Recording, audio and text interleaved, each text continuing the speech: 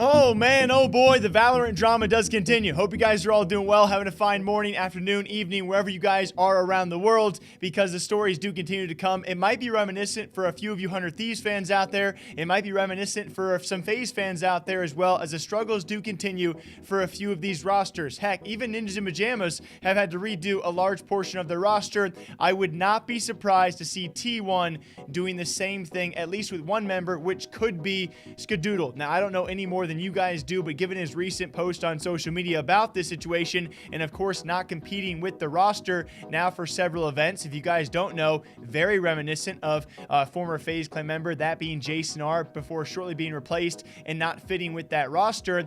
This is going to be very interesting, and certainly a lot of T1 fans out there rightfully confused as of what the future of Skadoodle might be, and will it be with T1. As he took to Twitter to say, an update to my fans and fans of T1, as you may have noticed, I haven't been playing with the squad in competitions, and again, won't be competing in this weekend's event. I've been grinding to expand my agent pool and overall impact with the op, and will be back with T1 when the time is right. But in the meantime, I'm going to be practicing with other teams to stay sharp. I'll be back soon and better than ever. And T1 CEO Joe Marsh said, keep grinding, you'll be back soon. And certainly very interesting, guys, as we kind of cover these newer esports. I don't know what the next big esport might be. Obviously Valorant, currently the new uprising esport that so many organizations are joining, and with that, a first time covering this kind of instance where we have a very well established and experienced player from Counter-Strike and a Counter-Strike roster who wanted to field him not competing with that roster, and instead to try and get better, he is going to be practicing with other teams. I'm not going to lie, I've never heard about this. It's kind of a first time for me, maybe a first time for you guys watching,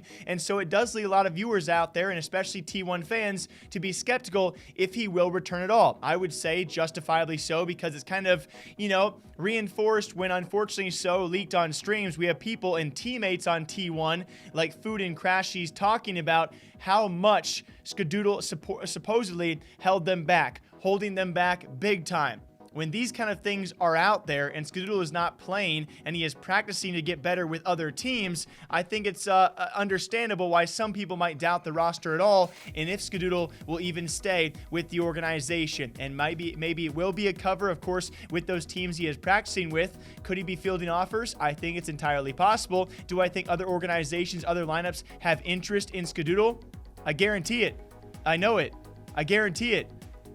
I guarantee thieve it. And a quick update for all of you guys, these videos do kind of get pushed back with all the news out there. I do apologize, but I'm glad I waited, because Food has now posted a tweet somewhat explaining this situation. As he said, the Ska situation, the whole conversation is out of context and Ska's been made aware of what happened. Those words were not mine, as I was relaying what was said to me by another individual not within the team. There is no bad blood between us, and we only want the best for the team. And I know a lot of people out there think it's a cover-up, think it might be a lie. I'm not going to give, you know, any 2 cents on that, because benefit of the doubt goes to these players, and you have to believe them on this situation.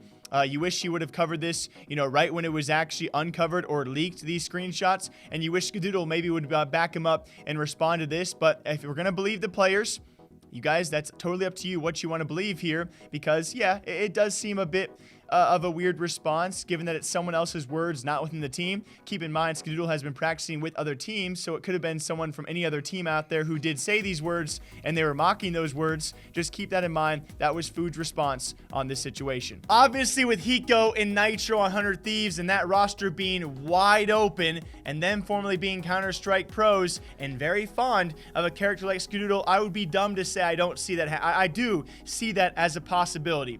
I cannot give you guys any confirmation of sources, but certainly I do see that as a slight possibility if he were to leave T1 and can't find his way back into a roster, which again is a very puzzling circumstance. I'm not sure how to take this one. T1 having their struggles with Skadoodle, and he himself trying to expand his own agent pool and get better at the game. We will see what happens in his future. Either way, I think his future is still in Valorant and will be on some team out there. Now, very lastly, guys, speaking of Vanguard, and actually speaking of CSGO and other games out there struggling with cheaters, I would say Vanguard is not doing amazing, but it's not doing terribly so when you compare it to other games out there, because I want to give credit where it's due before we start bashing Vanguard, because we have seen pro cheaters here and there, another one being caught unfortunately in a smaller tournament out there. But yes, another Valorant pro cheater now unfortunately being caught cheating on Livestream because following a very blatant aim lock. If you guys have not seen it, it's actually a Team Tokyo member known as Ryut. Yeah, it was bad. Double ops. Aku took an op, no utility. Ryut's gonna get pushed back a little bit. So good Piece pick by there. piece, they'll work this. Rare, taking out Good Steve. We spoke about Good Steve's performance, and okay, traded back in kind for Raya as well. Shortly thereafterwards, guys, he has obviously been caught. You compare this to other games out there. Call of Duty Warzone, one of the worst when it comes to cheaters right now. Fortnite cannot handle its game online. CSGO even struggling with cheaters. So to give it preface, especially for online events, a lot of esports out there, even top esports, are heavily struggling with cheaters. At the pro level, though, it seems that Vanguard trying to catch up, and slowly but surely, I'm sure it will adapt. We see more pro players actually trying to cheat to enter the rising esports scene of Valorant, which still blows my mind that people think they can get away with this and become pro and still get away with it the rest of their lives. Unfortunately so. We're going to keep on seeing these kind of things as semi-pros, or however you want to classify these players, keep on being caught. I'm probably going to keep on covering them, because if you cheat, you deserve to be caught, and you likely will be caught, as it was in this case. Until next time, though, hope you guys all enjoy. What do you think about this? The Valorant scene continues to expand, and with that, I'm sure we're going to see a lot of rosters keep on changing, keep on adapting as the game itself keeps on changing, and pro players must adapt. As the esport does rise, we're going to see bigger and bigger events. We might see a rise of more cheaters trying to capitalize more, but what do you guys think? Until then, stay hydrated, drink up. I'll see you guys back here sometime soon. Take care.